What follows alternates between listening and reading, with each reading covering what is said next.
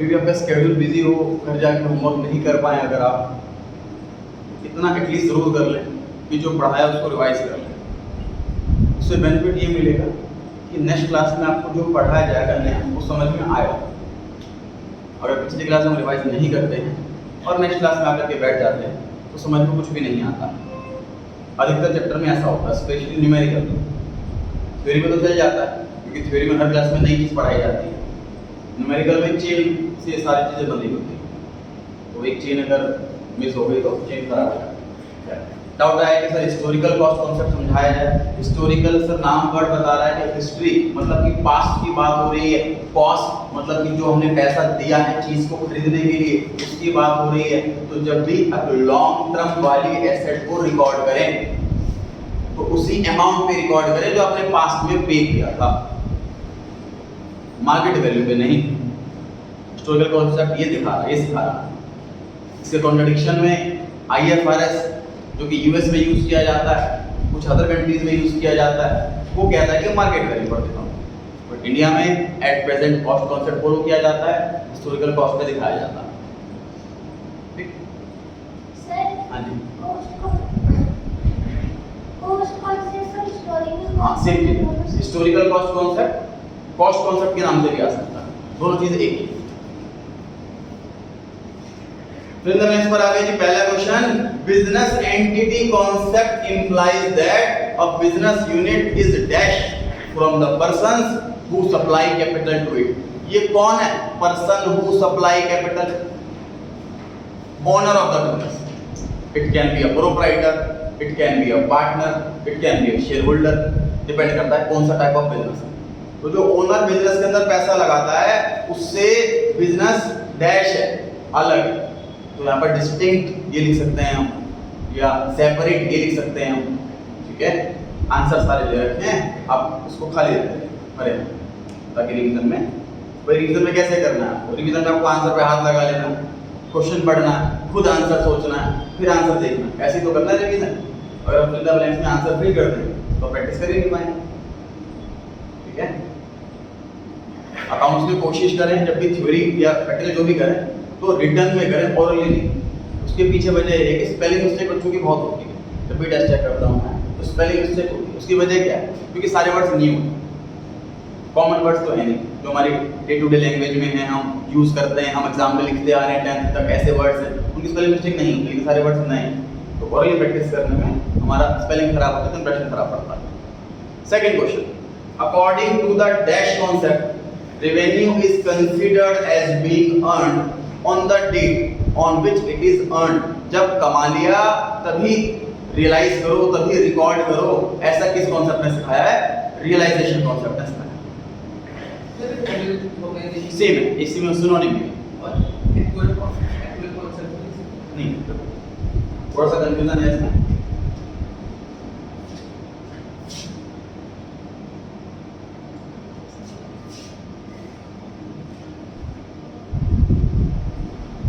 इन दोनों में डिफरेंस कर रहे हैं सर, कंफ्यूजन लग रही है स्टूडेंट्स को कि शायद सर मुझे सिमिलर से लग रहे हैं, फर्क समझ नहीं आ पा रहा। फर्क देखें, पहला फर्क ये सिर्फ इनकम की बात करता है और ये इनकम एक्सपेंस दोनों की बात करता है, पहला फर्क। दूसरा फर्क ये कहता है कि इनकम जब हो रही है हमें ना तो उसमें ना टाइमिंग डिफरेंस है, जैसे बिल बना, पैसे आए, डिलीवरी हुई वगैरह वगैरह, बहुत सारे टाइमिंग के गैप। एग्जैक्टली कौन सी टाइमिंग पकड़नी है मुझे जब रिकॉर्ड करना है, ये इस पे बात करता है। ये बात करता है कि जब आप आमदनी करो तो तभी रिकॉर्ड कर लो, पैसे मत देखो कि पैसे आएंगे तभी रिकॉर्ड करो। तो तब ये कहता है उधार वाली सेल को भी भूलो मत, उसको भी रिकॉर्ड करो। सेम चीज है खर्चों के लिए भी कहता है कि उधार वाले खर्चों को भूलो मत, उसको भी रिकॉर्ड करो। मतलब कैश और क्रेडिट दोनों ट्रांजैक्शन को ही रिकॉर्ड करना है। ये वाला ये चीज कह रहा है, और ये वाला कैश और क्रेडिट दोनों के लिए बात कर रहा है। ये बात कर रहा है बस कैश वाली में टाइमिंग और क्रेडिट वाली में टाइमिंग, दोनों में टाइमिंग की बात कर रहा है। मान लो घर का अलग अलग दिन पे हुआ है, 3 तारीख को ऑर्डर आया, 4 तारीख को डिलीवरी हुई, 5 तारीख को बिल गया, 6 तारीख को पेमेंट आई, तो कौन सी डेट पे हम एंट्री करें? इस पे बात कर रहा है। और ये बात कर रहा है कि उधार वाली सेल है तो रिकॉर्ड करो, छोड़ो मत उसको। मान लो कि क्या पैसे बाद में आ जाएंगे, खर्चा हो गया इस महीने का, इसमें रिकॉर्ड कर लो, भले पेमेंट नहीं हुई। ठीक है,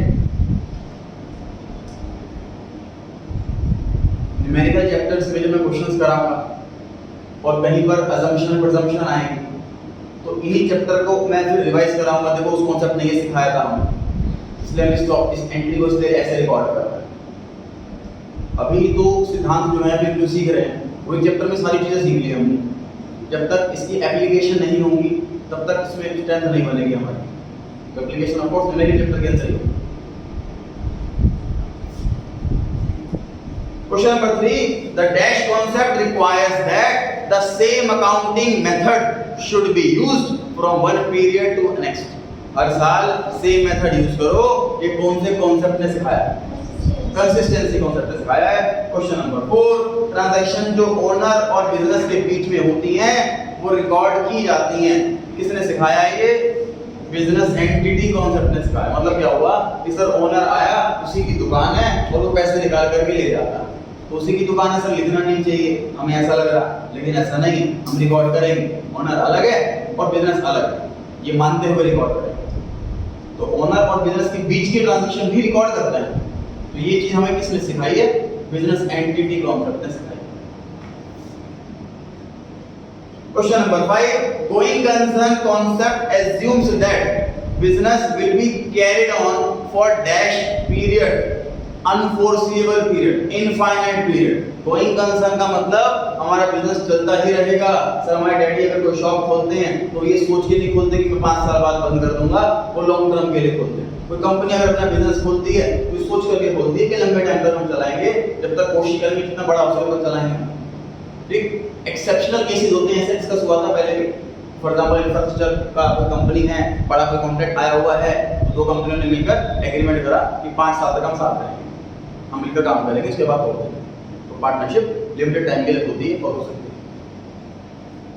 इंश्योरेंस कंपनी अगर नहीं है ऐसा, जैसे कोई फॉरेन जैसे बजाज अलायंस, इसके इंश्योरेंस कंपनी है सर, ये टॉप 5 में आती है इंडिया में। तो बजाज एक एनबीएफसी है जो इंडिया की है, अलायंस फॉरेन की कंपनी है, तो उन्होंने भी अपना जॉइंट वेंचर बनाया हुआ है, मतलब शॉर्ट टर्म के लिए पार्टनरशिप बनाई हुई है, इतना टाइम तक रिटर्न एग्रीमेंट है, उसके बाद दोनों की मर्जी है कंटिन्यू करना है कि नहीं। तो ऐसा बिजनेस गोइंग कंसर्न नहीं, गोइंग कंसर्न वो इसकी एक्सपायरी डेट ना पता हो। Question number 6, withdrawal of money by the owner is not an expense but a deduction of dash and dash। Sir जब बिजनेस का ओनर पैसे निकाले, ध्यान से देखो जी, हमें काम मिला हुआ है कि सर जिस दुकान में आप बैठे हुए हो उस दुकान का प्रॉफिट निकालना है साल के एंड, तो मैं क्या करूंगा, इस दुकान की सारी आमदनी वो रिकॉर्ड करूंगा, इस दुकान के सारे खर्चे वो रिकॉर्ड करूंगा और तब प्रॉफिट निकालूंगा। लेकिन जब मैं दुकान के खर्चे लिखूं तो ध्यान रखूं बिजनेसमैन का कोई पर्सनल खर्चा ना ले लो कि मेरा प्रोप्राइटर अपने बच्चों की स्कूल की फीस भर रहा है तो मैं उसको बिजनेस के खर्चे में नहीं लिखूंगा। प्रोप्राइटर अपने घर का रेंट भर रहा है तो बिजनेस के खर्चे में नहीं लिखूंगा। प्रोप्राइटर बिजनेस का रेंट भर रहा है तो वो लिखूंगा। ठीक बात है। तो पर्सनल खर्चे एक्सपेंस नहीं होता, लेकिन इसकी वजह से दो चीजें कम हो जाती हैं। तो दुकान में कैश कम हो जाता है और दूसरा कैपिटल कम हो जाता है। कैपिटल से क्या चीज है, जब भी ओनर घर से दुकान में पैसा लाएगा कैपिटल बढ़ जाएगा, दुकान से घर लेके जाएगा कैपिटल कम हो जाएगा। समझ लीजिए बिजनेस ओनर के लिए तो बैंक अकाउंट की तरह है।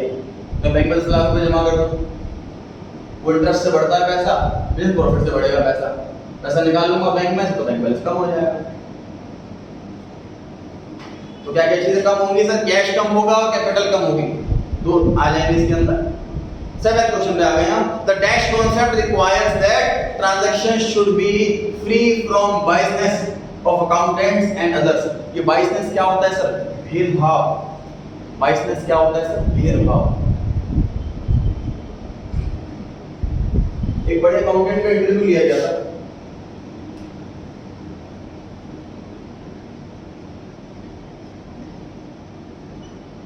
जो मैं बता रहा हूँ कि अनऑफिशियल है, इस सिलेबस का पार्ट नहीं है। उसने बोला कि सर मुझे 1 नंबर के भी अकाउंट आते हैं बनाने, 2 नंबर के भी आते हैं और 3 नंबर के भी आते हैं। 1 नंबर का अकाउंट हो जिसके बारे में अकाउंटेंट को जानकारी है, ओनर को जानकारी है और गवर्नमेंट को भी जानकारी है, मतलब प्योरली नंबरिंग में काम कर रहा है, लीगल काम कर रहा है। 2 नंबर के अकाउंट मतलब इसकी जानकारी सिर्फ अकाउंटेंट को है और ओनर को है, गवर्नमेंट को नहीं, जिसे कहते हैं कच्चे में काम कर रहा है। अगर आपको सामान बेचा, पैसा ले लिया, जेब में रख लिया, गवर्नमेंट को शो नहीं करा, उस पर टैक्स नहीं दिया, ये दोनों प्रकार का अकाउंट हो गया। 3 प्रकार का अकाउंट इसकी जानकारी सिर्फ अकाउंटेंट को, मतलब प्रोप्राइटर से भी छुपा करके अकाउंटेंट भी अगर चीटिंग कर रहा है तो 3 नंबर का अकाउंट हो गया। बाइसनेस क्या है सर? ये ऐसा सिद्धांत हमें सिखाया जा रहा है कि अकाउंट जब भी बनाए तो भेदभाव ना करें, जेन्युइन अकाउंट्स बनाएं, प्रोप्राइटर का फायदा हो ऐसे ये ना सोचें, मेरा फायदा हो ऐसा ना सोचें, सही सही अकाउंट्स बनाएं, ये चीज सिखाई जा रही है हमें बाइसनेस से अलग, फ्री फ्रॉम बाइसनेस। ठीक, तो वेरिफिएबल ऑब्जेक्टिव प्रिंसिपल, ये कॉन्सेप्ट का नाम है जो हमें ये बात कहता है। Question number 8, going concern is a dash accounting assumption. पहला क्वेश्चन ये पढ़ा था चैप्टर के अंदर हमने, फंडामेंटल अकाउंटिंग असम्पशन। फंडामेंटल मतलब basic. Question number 9, total of debit and credit side of trial balance matches because of dash concept. तो पढ़ा था हमने डुअल एस्पेक्ट। डुअल एस्पेक्ट में होता क्या है कि हर ट्रांजैक्शन के 2 पहलू होते हैं, 2 एस्पेक्ट होते हैं। हम अकाउंटेंट को ये सिखाया जा रहा है कि दोनों चीजें रिकॉर्ड करो। सब अपने एम्प्लॉय को सैलरी दी अगर हमने, तो सैलरी में आपका खर्चा हुआ ये भी रिकॉर्ड करो, कैश कम हुआ ये भी रिकॉर्ड करो। राम को उधार सामान बेचा तो राम से पैसे लेने ये भी रिकॉर्ड करो, सेल हो गई ये भी रिकॉर्ड करो। तो हमेशा 2 पहलू निकलेंगे, 2 एस्पेक्ट निकलेंगे। जब चैप्टर हम आगे बढ़ेंगे तो चैप्टर आता है ट्रायल बैलेंस, उसमें हम दोनों ही एस्पेक्ट को एक ही पेज पर लिख देते हैं। तो टोटल चैप्टर टोटल मैच कर रहा है कि नहीं, टोटल मैच करता है तो हमने मैथमेटिकल मिस्टेक नहीं की, लिखा हुआ ये ट्रायल बैलेंस में टोटल क्या है डेबिट क्रेडिट का, किसकी वजह से? डुअल एस्पेक्ट की वजह से। लास्ट हेडिंग आईएनडीएस मतलब IFRS are dash based accounting standards, principle based accounting standards, discuss हो चुका है आईएफआरएस में। चलिए ग्रुप पर आ गए हैं हम। पहला, business entity concept is not applicable to sole trading concerns and partnership concerns. Sole proprietorship मतलब यहाँ पर सिंगल ओनर होता है, पार्टनरशिप मतलब यहाँ पे 2 से लेके 50 तक कितने भी पार्टनर्स होते हैं, और तीसरा कंपनी, इसमें लाखों लोगों का पैसा लगा होता है। तो क्वेश्चन नंबर 1 ये कह रहा है कि बिजनेस एंटिटी कॉन्सेप्ट जो है ना वो सिर्फ कंपनीज के लिए होता है, इन दोनों के लिए नहीं होता। ये आंसर गलत। भाई मैं अकाउंटेंट अगर प्रोप्राइटरशिप में जॉब कर रहा हूँ या पार्टनरशिप में या कंपनी में, तीनों ही टाइम पे मैं ये दिमाग में लेके चलूंगा कि ओनर अलग है और बिजनेस अलग है। ठीक है, इसलिए फॉल्स हो गया इसका। ठीक, second question, the financial statements under Indian as include a statement of financial position. यहां समझ लीजिए, आपकी जो फाइनल रिपोर्ट कार्ड बनती है, मेन उसमें 2 चीजें होती है, तो आपकी मार्क्स होंगी, परसेंटेज होंगे या फिर ग्रेड, दो में से कोई एक चीज। दूसरा एक होता है रिमार्क, कि आपके बारे में उन्होंने अपनी लैंग्वेज में लिखा कि अच्छा है कि बुरा है, कुछ नेगेटिव है, कुछ पॉजिटिव है। या टॉपर लिखा होता है, फर्स्ट पोजीशन होती है तो फर्स्ट पोजीशन सेकंड पोजीशन। इसी तरीके से जब हम अकाउंटेंट साल के एंड में एक रिपोर्ट कार्ड रेडी करके देते हैं कंपनी के बारे में, तो उसमें मेनली 2 चीजें होती हैं। पहला इनकम स्टेटमेंट, उसके अंदर क्या क्या होता है, कंपनी ने पूरे साल में क्या क्या कमाया, क्या क्या गवाया, नेट प्रॉफिट कितना है, दिस इज इनकम स्टेटमेंट। सिर्फ खर्चे और आमदनी होती है। लोन, जैसे कि लोन उसके अंदर नहीं आएगा क्योंकि लोन ना खर्चा होता ना इनकम होती। लोन पे इंटरेस्ट तो एक्सपेंस होता है, लेकिन लोन एक्सपेंस समझ पा रहे हैं वाला कि मैं 10 लाख का लोन लेता हूं अगर, तो मेरा एक्सपेंस नहीं, खर्चा नहीं, ना आमदनी, वो कर्जा है, लायबिलिटी। लोन पे जब मैं इंटरेस्ट दूंगा तो वो एक्सपेंस है। ठीक बात है। तो इनकम स्टेटमेंट के अंदर क्या क्या आता है कि आमदनी और खर्चे। उसके बाद आप दूसरी स्टेटमेंट बनाते हैं, इसका नाम है फाइनेंशियल पोजीशन। पोजीशन क्या बताता है कि आज की डेट में मेरे पास कितनी प्रॉपर्टी और कितने कर्ज है, वो एक पेज पे लिख के बता। This is position. ठीक, एग्जांपल मैं इसका हमेशा देता हूं लड़कों से कि मान लीजिए शादी का लड़का देख रहे हैं, 2 चीजें, तो उसकी इनकम स्टेटमेंट मतलब कि सैलरी कितनी है, दूसरा पोजीशन मतलब प्रॉपर्टी कितनी है। 2 बातें अलग अलग होती है ना। तो उसी तरीके से ये 2 बातें अलग अलग हो गई। इनकम स्टेटमेंट मतलब सालाना कितनी आमदनी है, और पोजीशन स्टेटमेंट का मतलब टोटल कितनी प्रॉपर्टी है, कितने कर्ज है। इसमें लिखा हुआ है कि फाइनेंशियल स्टेटमेंट के अंदर इंक्लूड होता है पोजीशन स्टेटमेंट। सही लिखा है, बिल्कुल सही लिखा है, बिल्कुल। अब चाहे तो लिख लीजिए, चाहे तो ब्रैकेट में एंड इनकम स्टेटमेंट आल्सो, आगे नॉलेज में चाहे तो लिख लीजिए एंड इनकम स्टेटमेंट आल्सो। ये थोड़ी 2 ही चीजें होती है इसके अंदर, मतलब है ना।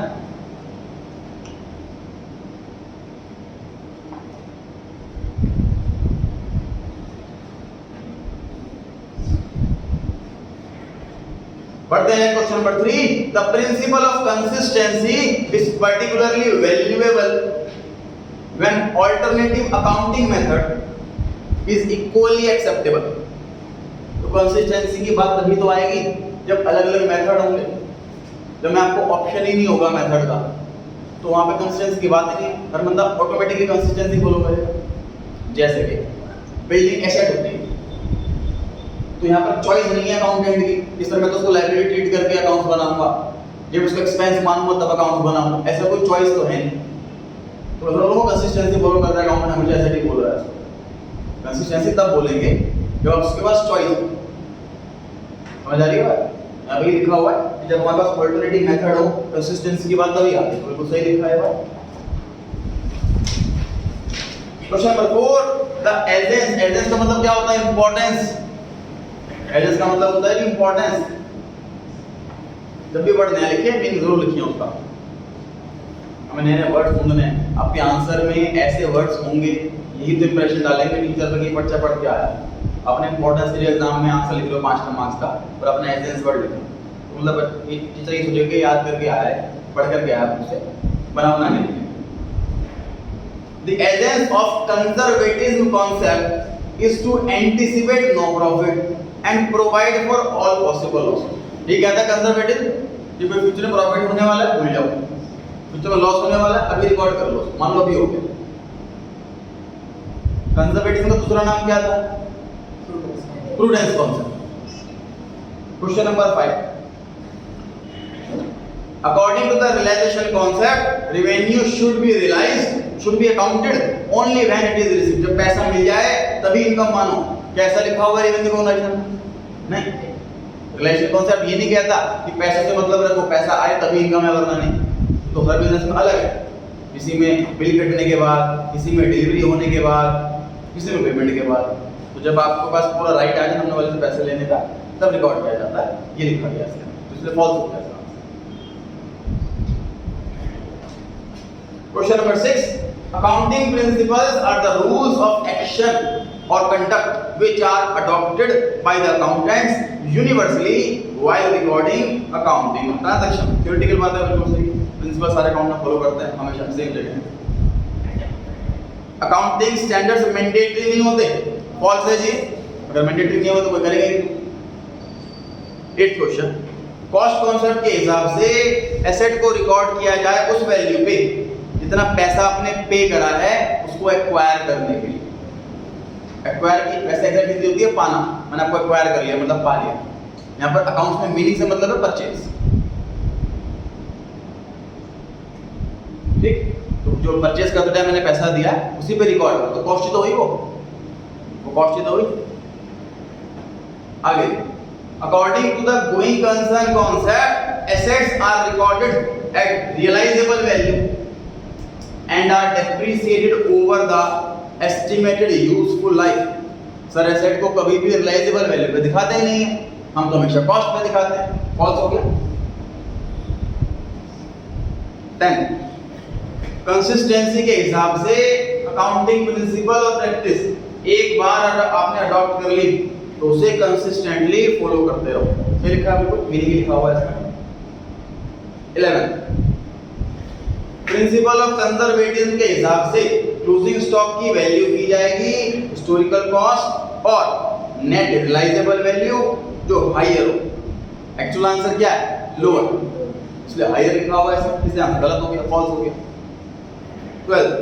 Transaction between firm and proprietor is accounted in the books of accounts because of business entity concept. यही कॉन्सेप्ट हमें सिखाता है कि फर्म में और प्रोप्राइटर के बीच में अगर कुछ भी लेन देन हो रहा है तो उसको रिकॉर्ड करो.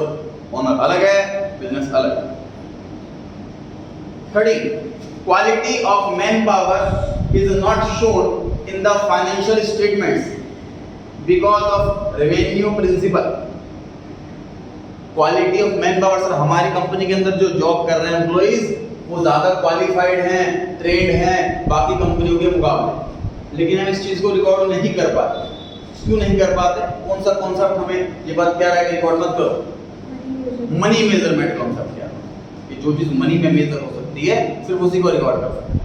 यहाँ पे लिखा हुआ है कि रेवेन्यू कॉन्सेप्ट क्या रहा है, इसलिए फॉल्स हो गया. क्लियर हो गई जी बात? चैप्टर 3 कंप्लीट हो गया जी हमारा, चैप्टर 4 स्टार्ट कर रहा है।